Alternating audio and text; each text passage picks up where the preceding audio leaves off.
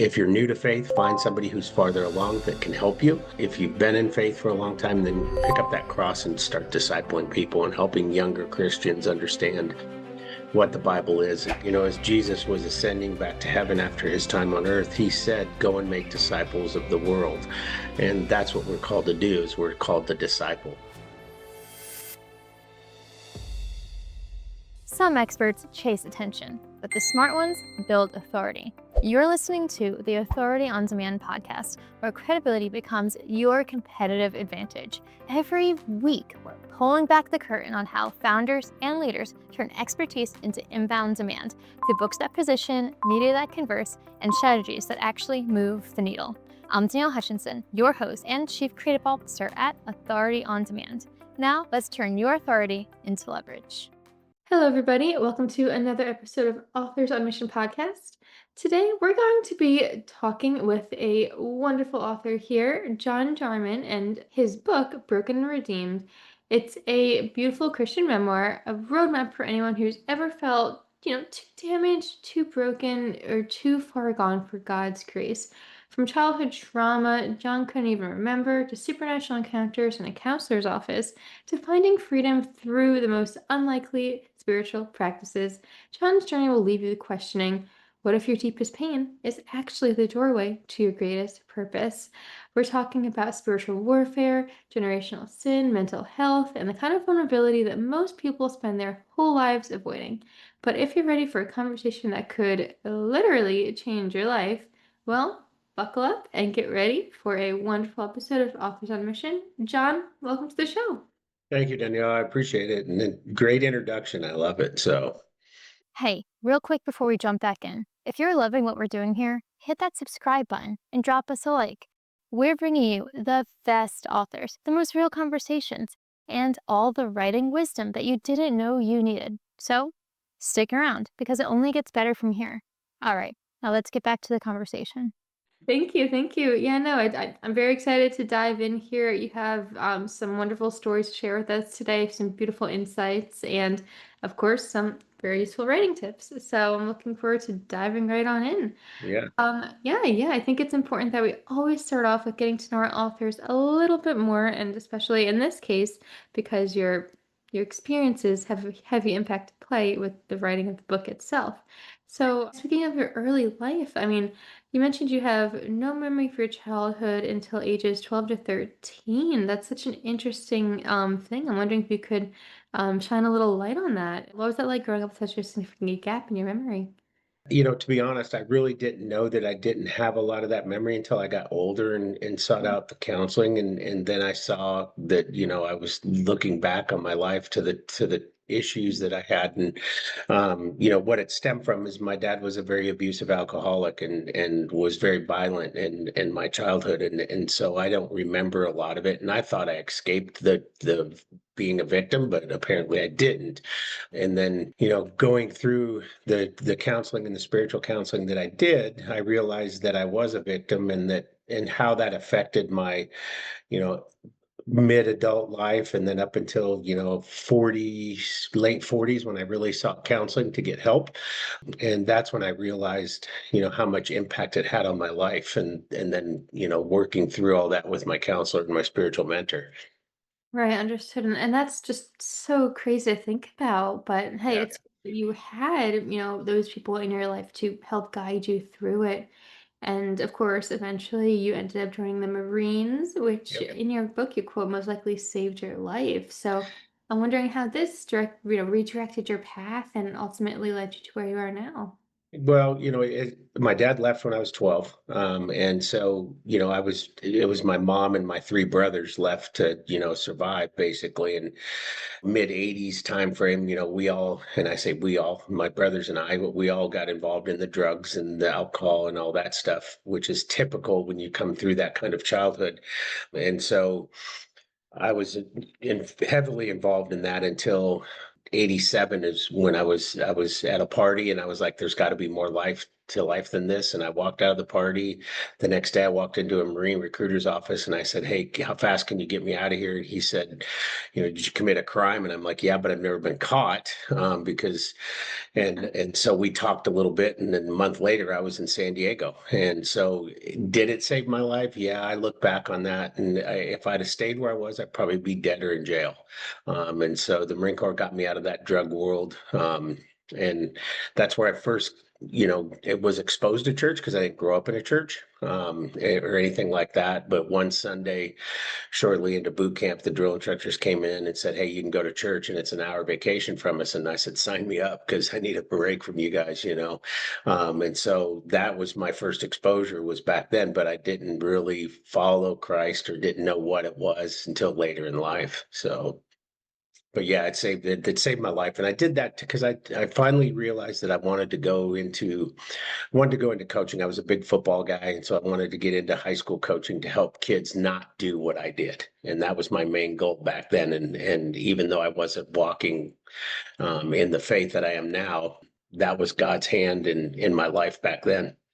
Understood. And speaking of, God's hand in that, spiritual warfare does play a huge role in Mhm. your book. There's this one quote I wrote down here, and I think it relates slightly to what we were just, speaking of. It's as I sat on the couch and the session progressed, I feel like I was being held down by whatever was in the room with us. I clearly felt two hands on my chest pushing down. I could feel every finger on both hands. I'm wondering if you can walk us through that a little bit about this whole spiritual warfare theme that is such a huge part of your book. Yeah, that's where I first noticed or first was exposed to that. And that day, Christina's version of it, and Christina is my counselor that I had for over 10 years. Her version and my version are two different. And we shared that story about it. And, it was a summer day in the Northwest, which is the sun was out, which is rare. And so, it was very light. And my take on it is what you said, but it also felt like the room got very dark and the room compressed and it just got really small. Her version is the room expanded. And so I mean, I'm a fairly big guy and I couldn't sit up. And so once she ended the memory recovery that we were trying to do, then I was able to move, and her account was, and then what she told me was that whatever was in the room told her if we continued, it would take her. And that's when I sought out spiritual counseling. And I was going to a church in Tacoma, and I told one of the pastors, and they said, "Well, you need to talk to Scotty Kessler." And so I went and talked to Scotty, and Scotty's worked in the deliverance ministry before. And he was like, "Okay, here we go." And so he started me on a prayer plan and some other stuff and daily Bible reading. And I met with him once a week over, she's probably a 5-year period, and doing all this. And it freed me from the strongholds of all that stuff that took place when I was a child, because that's where that demonic gets into you and stuff like that. So and it's not spoken about. I love your question. It says that we tackle spiritual warfare and generational sin, and why is this important to address these? And it's because I don't feel it's spoken about enough in churches and from the pulpit. I think that the preachers I don't think they want to shield people from it, but they just don't want to speak about it because it's not the pretty side of Christianity. And I think it needs to be out there because it does take place and it is real.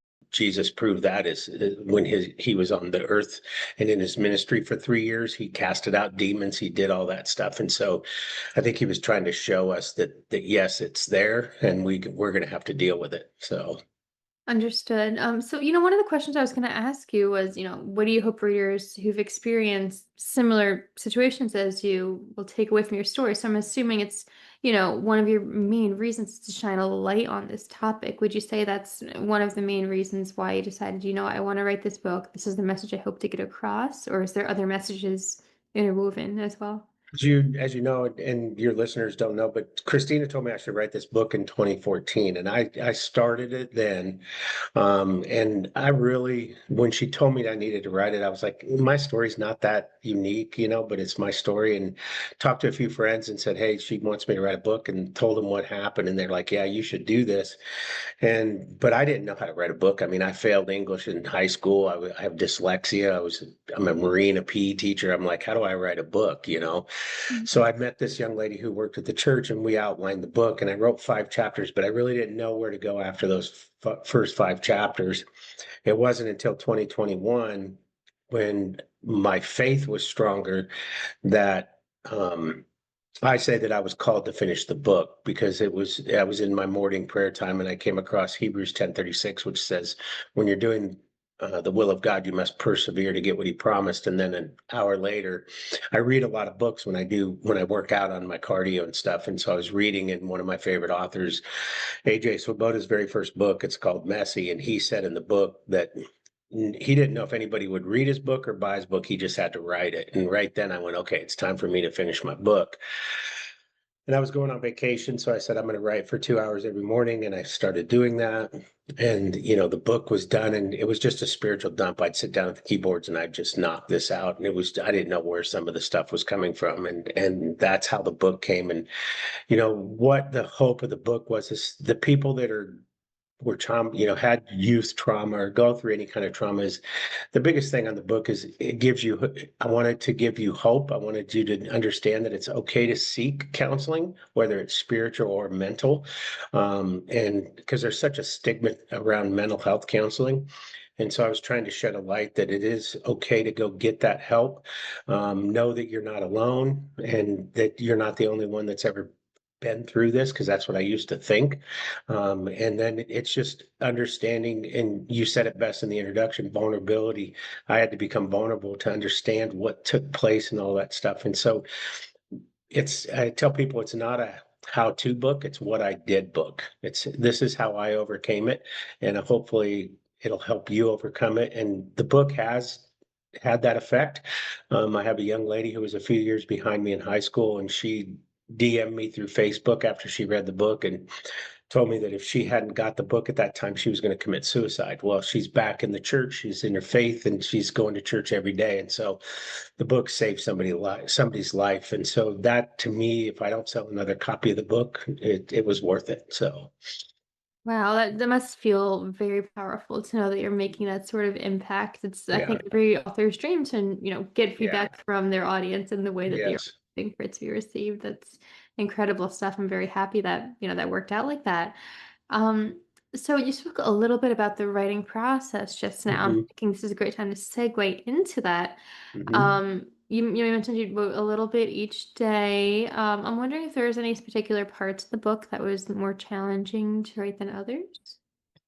Was about, the biggest challenge for me was to write about my transgressions, the things that I did, and not open the wounds of the people who were involved in that, because I didn't want to hurt anybody by the book, because I felt I did that enough. And so that was a challenge, to kind of open up that door just a little bit so people could understand where I came from, but yet not hurt the people that were directly involved. And I think we did a good job. And I say we because as I was finishing the writing process, I was talking with Scotty, and I asked if he knew an editor, because with dyslexia, as I reread the book, there was punctuation problems, there were spelling problems, because I can read something and I miss letters, and invert letters and stuff like that. And so I needed somebody to go through the book, and I met Arlen, and we started to do the editing process. And that process helped tremendously. And it turned out she was a scout for Morgan James Publishing, and that's how I got published. Is so she submitted the book. We were about halfway through the editing process, and she goes, "John, they're going to accept this if they don't have anything else." And at first I was like, "Yeah, okay." And then in September of 2021, or yeah, I got a notice from them saying that the book was accepted, and so yeah, it was amazing. So, but the writing process was tough, and the one thing that we did, and I say Arlen and I, is the 14th chapter of the book was added after the original manuscript. So that chapter wasn't included, and Arlen wanted to put something that could close the book a little bit more between now what is the 15th chapter, Dear Younger Me, and the rest of the book. And so that 14th chapter is what we did. She interviewed me for about an hour on how I surrendered and what I did, and it basically tied the book together, I think, a little bit better. So Understood. Well, thank you for walking us through that little bit. mhm. I'm glad to know a little bit more about the process, and it's always really beneficial for the authors out there to learn about the journeys that other authors took. It helps Well, them. yeah, the literary industry is a very interesting industry, is what I found out. And then working with Morgan James, the process that they go through as far as, cover design, interior design, you don't think about that as you're writing the book, and it's a time-consuming job. And Morgan James did an amazing job on my cover, and it's just been a blessing. So Right. And well, speaking of the cover, do you happen to have a copy of the book with you I today? do, but I'm gonna have to run and get it. Okay, if you'll hang on just a second. Sure. So this is the book, right? Whoop, let me get it in here. Go Yeah, I and have to get, position that right with the yeah, background. there we go. Oh yeah, there Right. you go. It is a very beautiful cover, and I think it wonderfully represents the meaning of the book itself with the artistic, smoke and trees. It's mystical. So I think it's Well, and the subtitle "Finding Freedom Through Complete Surrender," they worked through that with me, because as I was going through, they call it a mastermind session, and it's a call with the head of the publishing company, their faith-based publisher, and a few other people, and the artists that did the cover of the book. Because my original title was "Broken and Redeemed: God is Waiting for You," because that's what I felt He was waiting for me to, completely surrender. But the Christian publisher, or the editor, said that the subtitle needs to kind of talk about what took place in the book. And so they went "Finding Freedom Through Complete Discovery." And I really didn't, I thought it was okay, but I really, for all day, it just kind of gnawed at me. And I was like, there's got to be something else. And so in the morning, the next morning after that call, I came up with "Finding Freedom Through Complete Surrender." And I emailed the publisher, and they said they loved it. And that's where the title came. And then they kept my original subtitle, "God is Waiting for You," on the back. So they put it on the back of the book. So I thought that was very nice of them to include that. So Yeah, subtitles are something that a lot of authors think about every now and then, but it's definitely not something on the forefront of their mind. So it's always good to kind of think about, how this went for you, what yeah. tips and tricks or work better than others. And that's great to know that they helped guide you through that process, right? It should really target what happens in your book if there's Yes, ma'am. something to think about. So, one more thing before we move off the topic of the book itself, I think it's important Mhm. that we do touch upon another core aspect of it. Your mentor, Scotty, is a Big Ten discipleship program. I'm wondering if you'd like to, shine a little light on that one.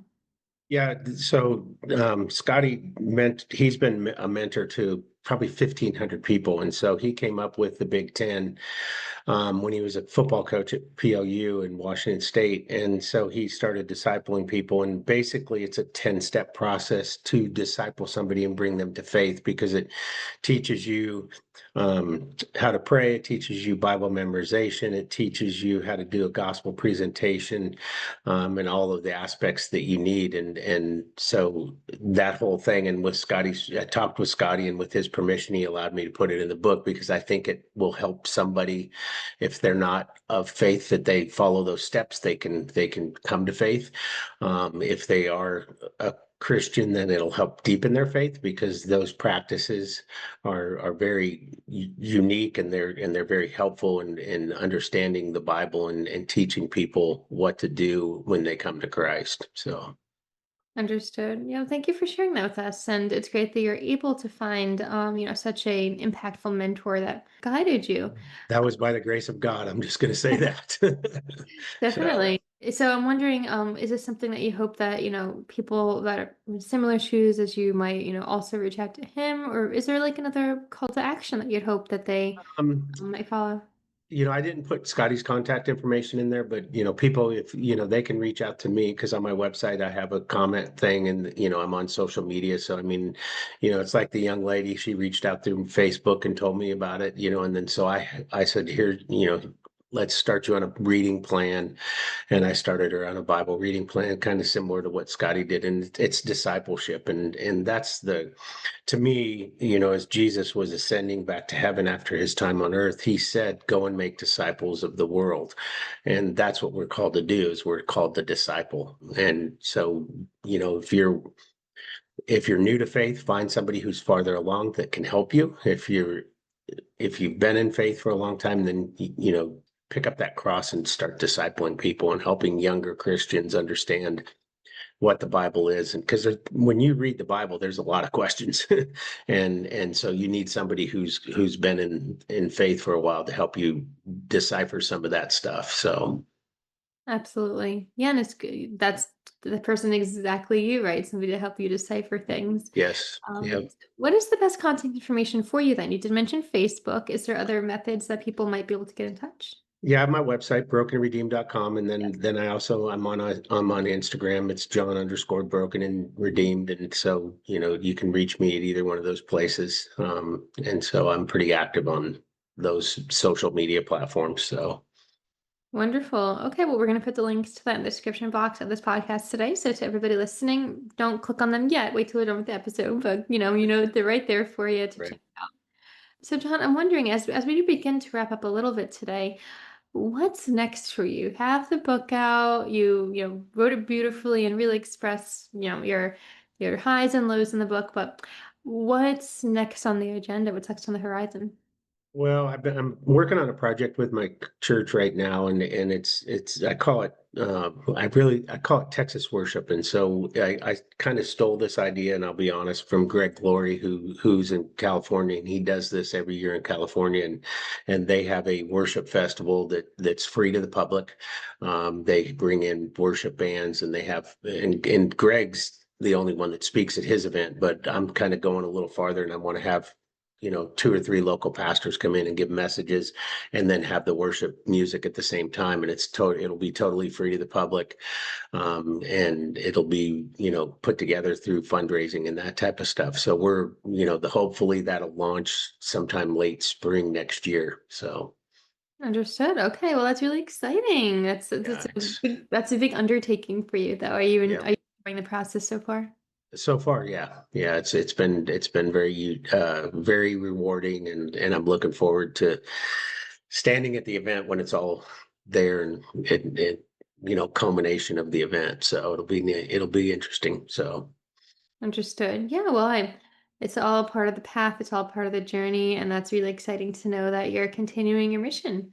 So, all this being said, I'm wondering what other bits of knowledge and advice you'd like to share with the authors of this audience today? What were some tips and tricks that worked best for you as you were going about this process? well, for the authors, I would say, set time aside. You have to commit to writing. And so, like I said, I took 2 hours every morning to write. And then when I came off vacation, I just kept doing that, because it was working. And so you got to set off that time to write. You got to know when the time is right, because I think the inspiration needs to be there as well. And then, it's, self-published. I don't know much about that because I didn't have to do that. There's a big difference between publication through a publisher and self-publishing. And so you explore both, get as much knowledge as you can before you make a decision on what you can do or what you want to do and not want, whether you want to seek publication through a publisher or do a self-publish. So, because there's a ton of information that you need to understand. Yeah. So, Yeah, no, I agree with that. There is a lot to understand, a lot of ropes to be navigated. That being said, that's why, it is good to partner with a team, which is why you had your editor and your mhm, guides to help you through the process. That's sort of what we do here in Authors on Mission too. We're, a team of ghostwriters, editors, right. publishers, marketers. So we help people get their stories out just like that. We answer all your questions too. So yeah, so your listeners out there, find someone that works best for you, whether it's Authors on Mission, whether it's a publishing company, pick the path that's right for you and your book and Yes. your journey and all of that. So, yeah, John, it really has been quite a pleasure to chat with you today. I mean, I think your story is exactly why this podcast exists. It's all about, finding a mission, to live transparently so others can find hope in their own brokenness as well. So I really do appreciate you sharing this with us. And to everybody listening, I think you could definitely find some wonderful insight from Broken and Redeemed. It's a very powerful piece. John, thank you so much for joining us. And thank you for having me on. It's a pleasure. I truly enjoy coming on and speaking about the process. So Of course. And, everybody, the book is out there. So go ahead and check it out to learn a little bit more about John's story and the techniques and tips he's learned along the way. And of course, some spiritual insights as well. And thank you for coming on. I know it takes a lot to be able to talk about this. It's such a personal journey like that. So I admire you for the courage and for your authenticity. So, yeah, everybody remember the world doesn't need more perfect people sharing their success stories. The world needs more people sharing their redemption stories. So, until next time, keep writing your story with courage, keep living your mission with purpose, and remember your greatest ministry might be your greatest mess until turned into your most amen. powerful message. Amen. Amen. Yes. All right, everybody, you have a wonderful day, and we'll see you next time on the Authors on Mission podcast. That's a wrap on another episode of the Authority on Demand podcast. If today's conversation sparked something in you, don't keep it to yourself. Share this episode with a founder or a leader who's ready to stop being the best kept secret in their industry. If you want to turn your expertise into inbound demand, head to authorityondemand.com to see how we help clients go from unknown to in demand. I'm Danielle Hutchinson, and I'll catch you on the next one. Now, go build some authority.